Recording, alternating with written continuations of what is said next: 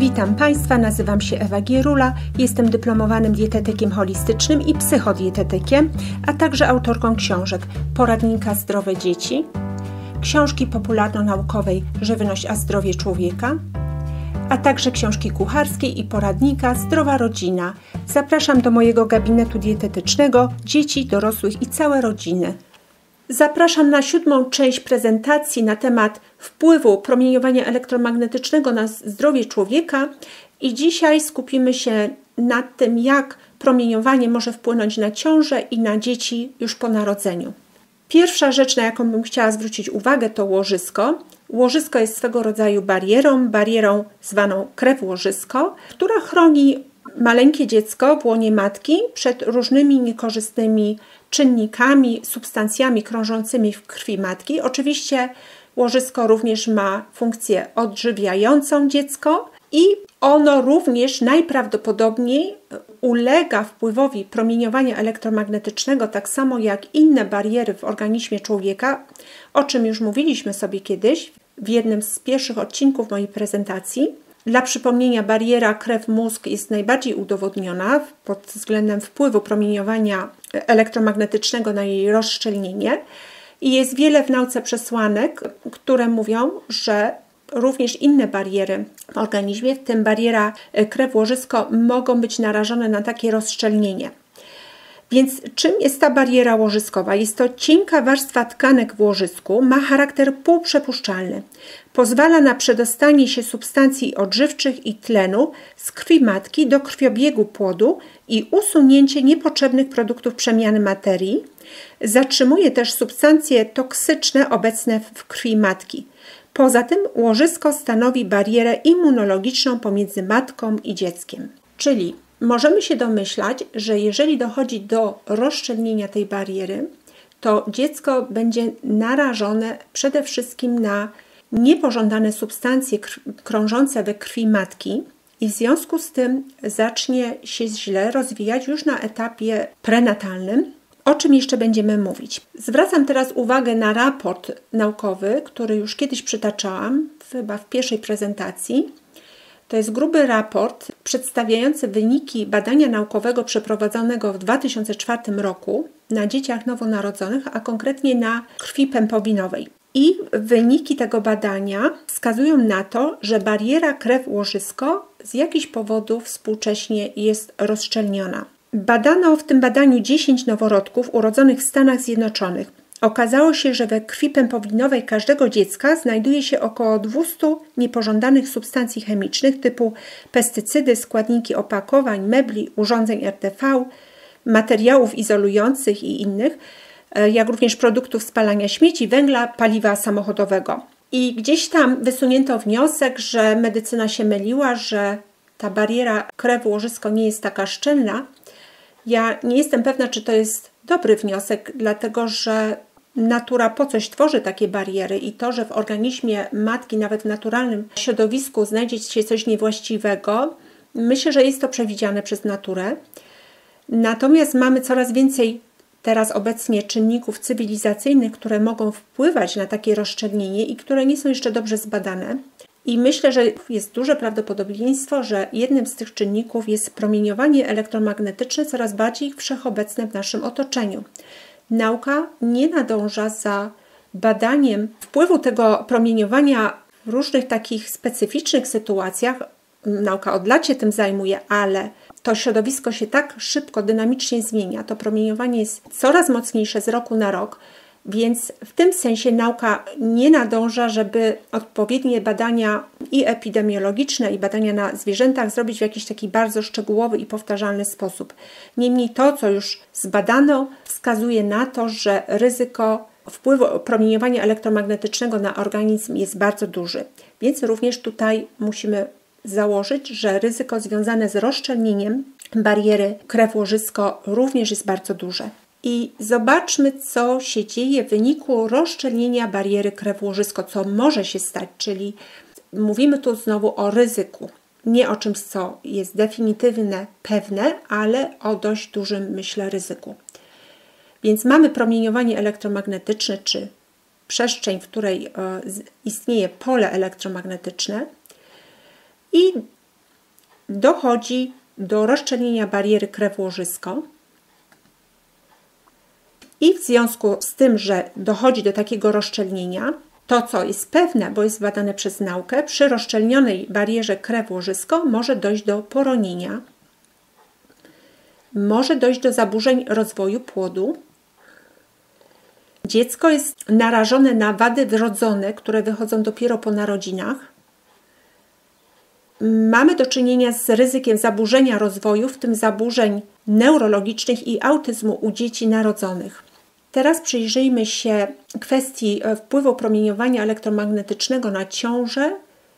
Mamy znowu promieniowanie elektromagnetyczne, stres oksydacyjny, uszkodzenie bariery krew-łożysko, czyli za tym uszkodzeniem bariery krew-łożysko może stać stres oksydacyjny, może to być jedno z drugim powiązane. No i jeśli chodzi już o samą ciążę, czyli nie o dzieciątko, tylko sam proces bycia w ciąży, mogą pojawić się problemy z zajściem w ciążę, czyli jeszcze zanim ta ciąża się pojawi, już mamy problem, bo nie możemy zajść w ciążę z jakiegoś powodu. Kolejna rzecz to problemy z implantacją zarodka w błonie macicy i jak również poronienia. Kolejna rzecz to zaburzenie rozwoju układu nerwowego w okresie zarodkowym oraz wady wrodzone i wady DNA u dzieci. Tutaj mamy kolejny schemat przedstawiający nam pewne zależności. Znowu wychodzimy od promieniowania elektromagnetycznego. Jak wpływa promieniowanie elektromagnetyczne w ogóle na rozrodczość człowieka? Więc wpływa poprzez wpływ na plemniki, na jajniki, jak również na sam zarodek i płód, o czym już była mowa. Jeżeli chodzi o plemniki, zmniejsza się ich potencjał, zdolność do zapłodnienia i dzieje się to na kilku płaszczyznach. Przede wszystkim spada liczebność plemników i to jest dość mocno udowodnione w badaniach na zwierzętach, że pod wpływem promieniowania elektromagnetycznego spada liczebność plemników, spada ich ruchliwość, czyli zdolność do przemieszczania się, występują pewne deformacje w ich budowie, spada ich żywotność, czyli zdolność do życia i do zapłodnienia komórki jajowej, jak również dochodzi do uszkodzenia DNA. I jeśli chodzi o jajniki, tutaj poprzez jajniki promieniowanie elektromagnetyczne wpływa na zaburzenie cyklu miesiączkowego i przyhamowanie wzrostów pęcherzyka Graffa. Jeśli chodzi o zarodek i płód, tutaj PEM może spowodować pojawienie się wad wrodzonych i przyhamować rozwój zarodka. I teraz powiemy sobie kilka słów na temat tego, jak promieniowanie elektromagnetyczne wpływa na organizmy dziecięce potencjalnie, czyli jakie się wiąże z nim ryzyko już na etapie dziecka po narodzeniu. Więc dochodzi do zwiększenia ryzyka pojawienia się pewnych zaburzeń zdrowotnych i chorób u dzieci. Musimy pamiętać, że jeżeli chodzi o dziecko, to promieniowanie, jego siła, jego oddziaływanie jest znacznie większe niż w przypadku człowieka dorosłego, dlatego że organizmy dziecięce są delikatniejsze, ich głowy, ich mózgi są mniejsze, mają cieńsze czaszki, delikatniejsze kości, wszystkie bariery są delikatniejsze. No i jeszcze ta jedna ważna rzecz, wszystko jest w okresie rozwoju, czyli jest jeszcze niewykształcone do końca, więc jest bardzo duże ryzyko, że dojdzie do jakichś zniekształceń, do jakichś nieprawidłowości w rozwoju. I pierwsze takie ryzyko, jakie zaobserwowano w badaniach epidemiologicznych, to bóle głowy, migrena. Tutaj obserwuję u jednego z moich dzieci taką zależność, że jeżeli jest wyeksponowane na silne pole elektromagnetyczne w jakichś miejscach publicznych, to najczęściej się kończy to bólem głowy o charakterze migrenowym. Zjawisko to całkowicie ustępuje, jeżeli dziecko przebywa dłużej poza takim promieniowaniem i jest to powtarzalne. Kolejne zaburzenie możliwe w wyniku oddziaływania PEM na organizm dziecka to zaburzenia typu ADHD, inne zaburzenia zachowania.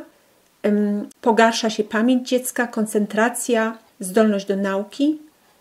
Dochodzi do zaburzenia rozwoju nerek, kości i naczyń w okresie płodowym.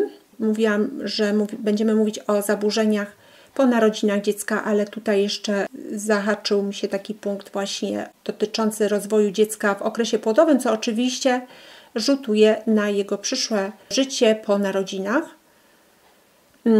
Może dojść do zaburzeń czynności bioelektrycznej mózgu, którą widzimy w badaniach, w obrazach EEG. Wzrasta ryzyko nowotworów, w tym raku mózgu. Może dojść do zaburzeń rozwoju serca. Może dojść do otyłości u dzieci po urodzeniu narażonych na promieniowanie elektromagnetyczne w okresie płodowym. Zwiększa się ryzyko astmy u dzieci po narodzeniu narażonych na promieniowanie elektromagnetyczne w okresie płodowym. Wzrasta ryzyko autyzmu i tutaj odsyłam Państwa do wypowiedzi pediatry dr Tori Gelter, którą cytowałam w 4. odcinku moich prezentacji na temat układu nerwowego. I tam pani dr Gelter opisuje różne, akurat w tym fragmencie, który przytaczam, opisuje przypadek swojego pacjenta, małego chłopca, który cierpiał na autyzm i pani doktor zaleciła rodzinie, aby ograniczyć promieniowanie elektromagnetyczne, czy wręcz wykluczyć je tam, gdzie się da.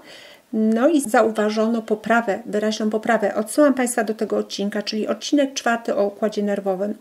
Generalnie w badaniach epidemiologicznych zaobserwowano złagodzenie objawów autyzmu u dzieci po 2 tygodniach od eliminacji promieniowania z ich otoczenia na 12 godzin na dobę. Czyli to jest dobra wiadomość, że możemy coś zrobić. I tutaj jeszcze jedna dolegliwość, jaka może wiązać się z ekspozycją dziecka na promieniowanie, to świąt skóry. I to też tutaj pewne dolegliwości skóry, akurat to nie był świąt, ale powtarzalne, występowały u mojego dziecka, u tego, które ma skłonność do bólu głowy w warunkach ekspozycji.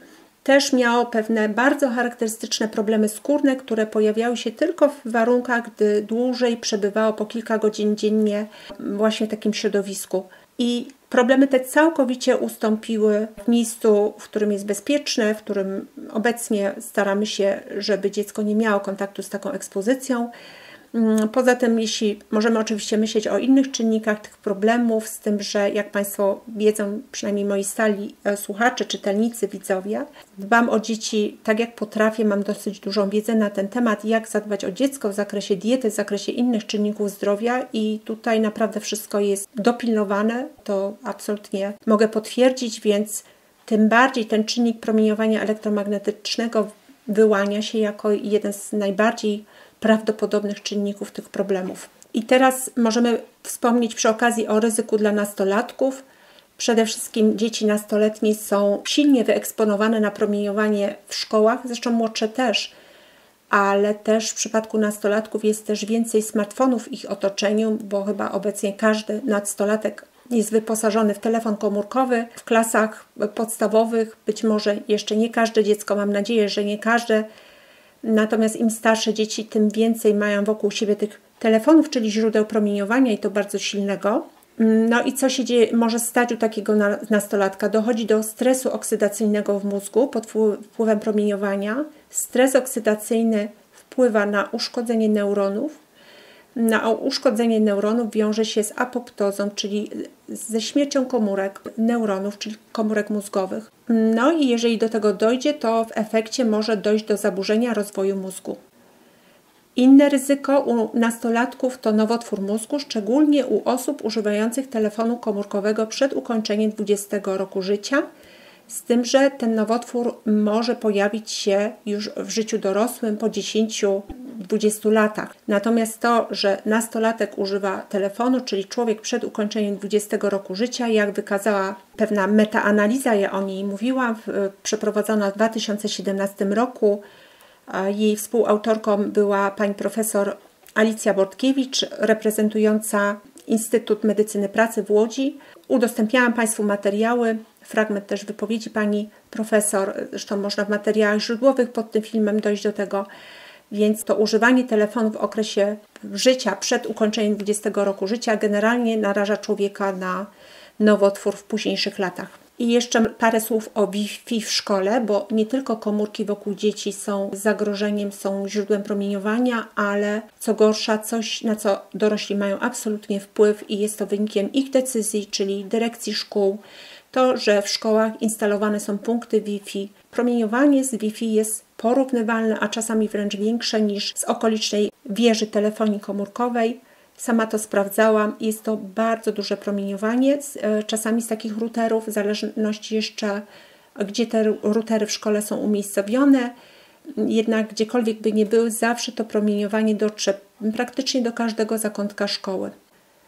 No i tutaj też w badaniach epidemiologicznych wyszło, że dzieci, które chodzą do takich szkół, skażą się na ból głowy, spada u nich koncentracja, dzieci skarżą się na osłabienie, dochodzi u nich do palpitacji serca, tachykardii. Palpitacja serca to jest nierówne bicie serca, czasami wzmocnione. Tachykardia z kolei przyspieszone bicie serca.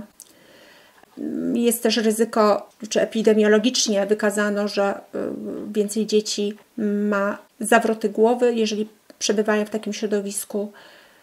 Mdłości mogą wystąpić, zaburzenia widzenia, bezsenność już po powrocie do domu w nocy. Oczywiście problem ma swój ciąg dalszy, jeżeli w domu jest Wi-Fi i niestety ten fakt stwierdzam u większości rodzin, które się do mnie zgłaszają na konsultacje. W wywiadzie wstępnym wychodzi, że mają zainstalowane Wi-Fi w domu, więc proszę wziąć to pod uwagę, że dzieci już są przeciążone tam, gdzie chodzą. W większości szkół obecnie to Wi-Fi jest, więc co możemy jako rodzice zrobić? Przede wszystkim zacząć od własnego pola, od własnego domu i na to mamy wpływ. Wi-Fi możemy absolutnie usunąć po to, aby dziecko miało możliwość chociaż częściowej regeneracji organizmu w czasie, gdy przebywa w domu, gdy śpi. I teraz Państwu chciałam przedstawić fragment wystąpienia profesora Oli Johanssona, jednego z największych autorytetów na świecie w dziedzinie badań nad wpływem promieniowania elektromagnetycznego na zdrowie. Profesor ma już ponad 30-letnie doświadczenie w tej dziedzinie i jest autorem kilkuset prac naukowych. Wykład ten pan profesor wygłosił w Krakowie w 2018 roku na międzynarodowej konferencji poświęconej właśnie temu tematowi, zorganizowanej przez miasto Kraków. Tutaj mamy rok 2006. Powinniśmy ograniczyć wykorzystywanie telefonów komórkowych przez młode osoby i nastolatków i przez dzieci. W Londynie powstała rezolucja, w której proponowaliśmy, że dzieci poniżej 16 roku życia nie powinny korzystać z telefonów komórkowych, nie powinny korzystać z internetu poprzez telefony komórkowe w szkołach i w obszarach publicznych, ale wszystkie dzieci mówią nie, wszyscy nastolatkowie mówią nie, rodzice mówią nie. Nikt o to nie, ale mnie to nie obchodzi. Nie jestem tutaj po to, aby rozwijać gospodarkę. Jestem tutaj po to, aby chronić wasze zdrowie i nawet jeśli dzieci mówią nie, to taka jest nasza propozycja. Czy te wszystkie gadżety są bezpieczne? Proszę nie wierzyć, że tablety, laptopy czy telefony komórkowe są bezpieczne. Nie, nie są bezpieczne. Są już tacy obywatele, którzy to wiedzą. Pole elektromagnetyczne zakłóca normalne funkcjonowanie mózgu, działanie DNA.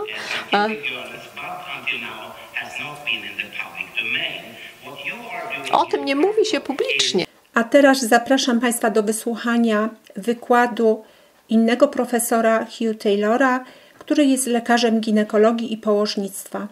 Professor Taylor. Well, thank you, Deborah. So I'm an obstetrician gynecologist and very interested in fetal development. Jestem lekarzem ginekologii i położnictwa. Zajmuję się badaniami nad rozwojem płodu.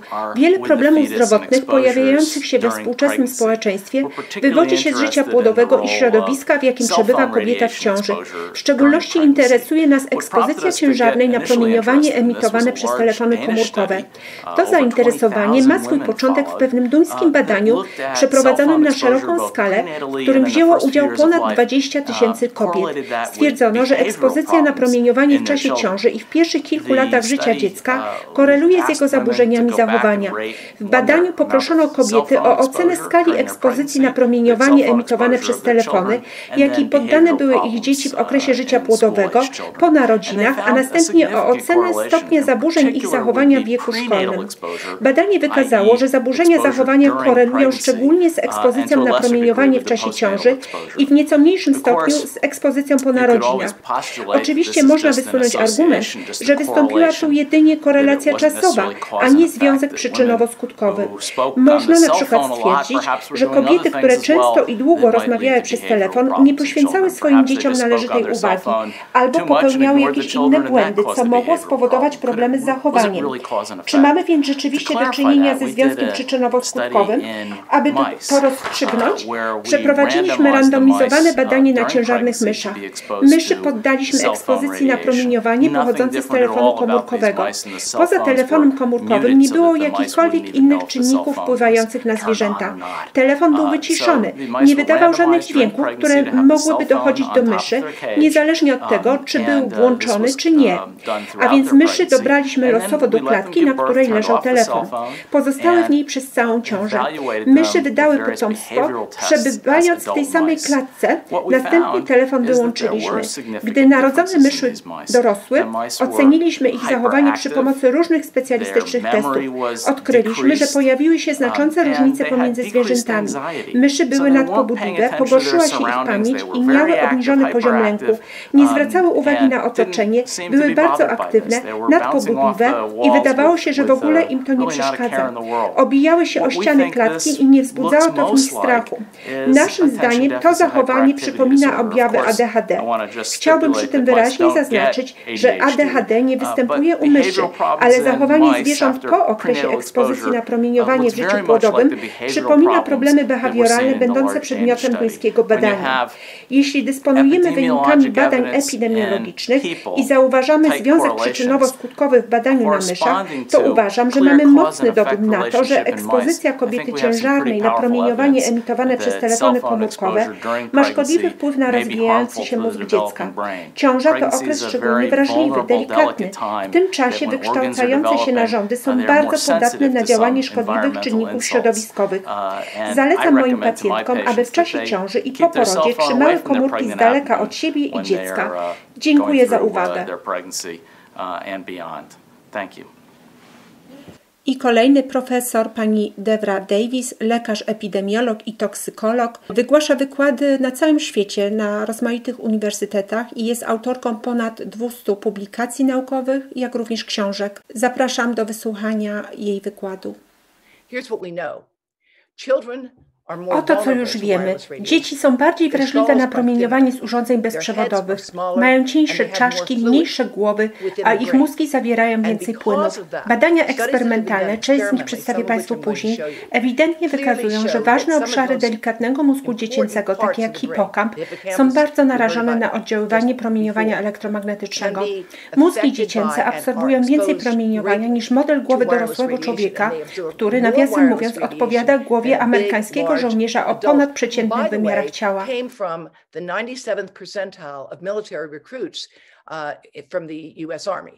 Wiemy też, że u dziecka ekspozycja na PEM wiąże się z narażeniem jego mózgu, oczu, układu hormonalnego i rozrodczego. To jest model, jaki stworzyłam z moimi kolegami w Brazylii. Przyjrzeliśmy się sześcianom o boku 1 mm w przestrzeni trójwymiarowej. Na zdjęciu widać dziecko trzymające tablet w odległości około 15 cm od ciała, czyli w zasięgu swoich rąk. Większość promieniowania zostanie pochłonięta przez tę część mózgu, która wciąż się rozwija. Proszę się nad tym zastanowić.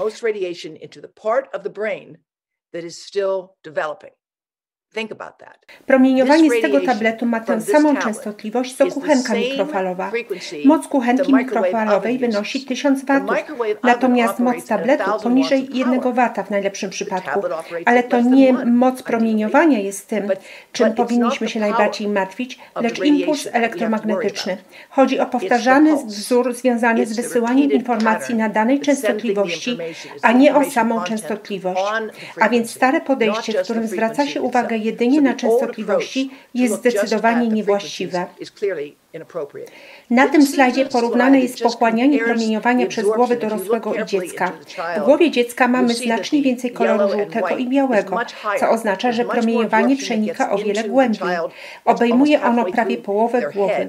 Czaszki dziecięce są cieńsze, mniejsze i w ich przypadku dochodzi do znacznie większej absorpcji promieniowania. Chciałabym, abyśmy dobrze zrozumieli kwestię ekspozycji na promieniowanie.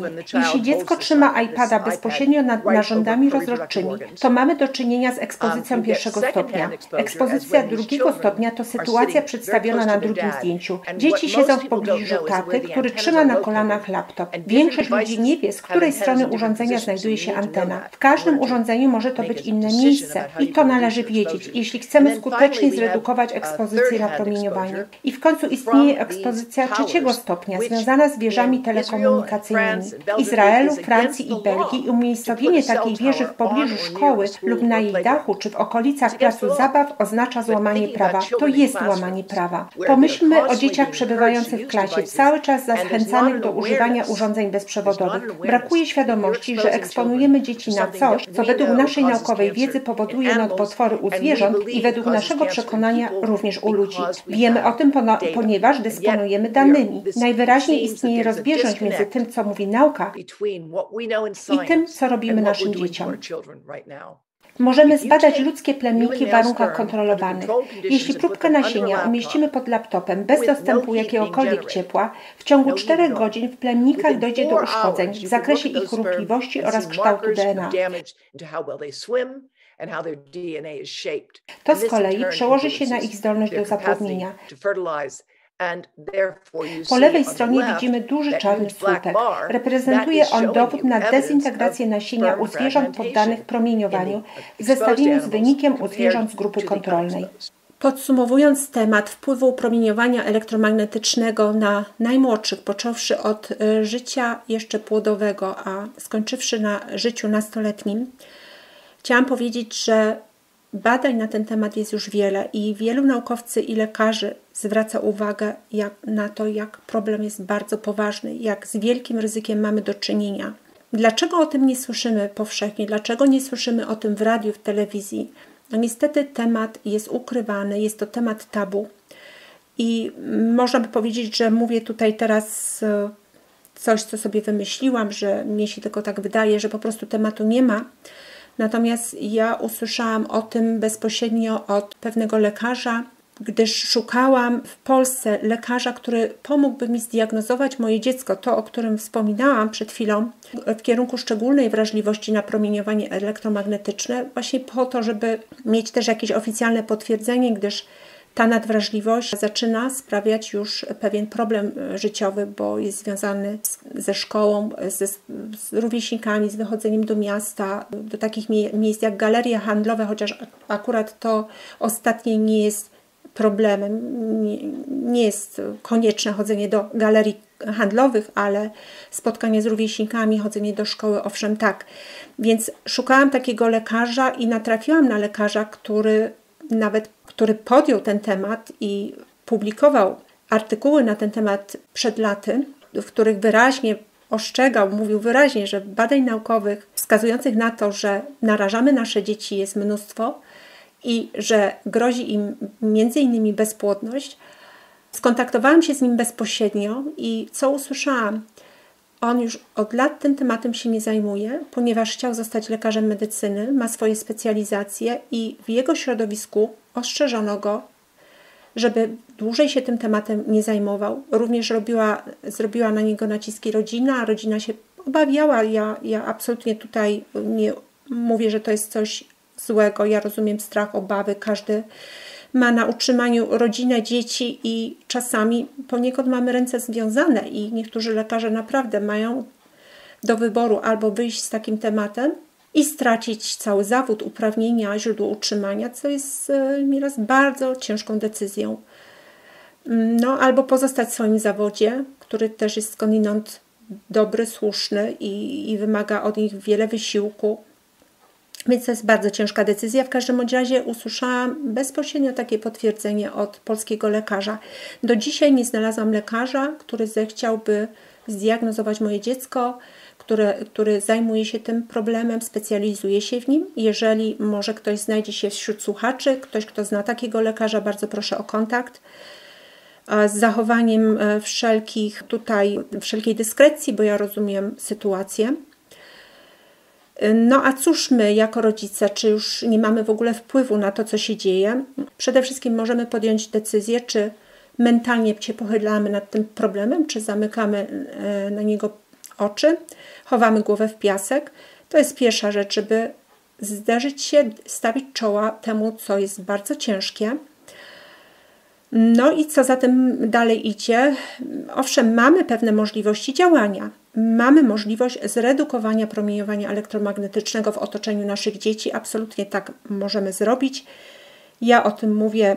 Są taka cała lista kroków, które możemy podjąć w tym kierunku i przedstawiam te kroki na mojej stronie internetowej zdrowedzieci.org.pl w artykule o zaleceniach dla dzieci. Właśnie dla dzieci, chociaż te zalecenia są uniwersalne, mogą je zastosować wobec siebie dorośli. Ja przekazuję te zalecenia wszystkim moim pacjentom i zastosowanie się do tych zaleceń sprawi, że nawet jeżeli nie wyeliminujemy zupełnie tego promieniowania z otoczenia naszego dziecka, to przynajmniej częściowo je ograniczymy lub czasowo wyeliminujemy i to naprawdę będzie sprawiało różnicę.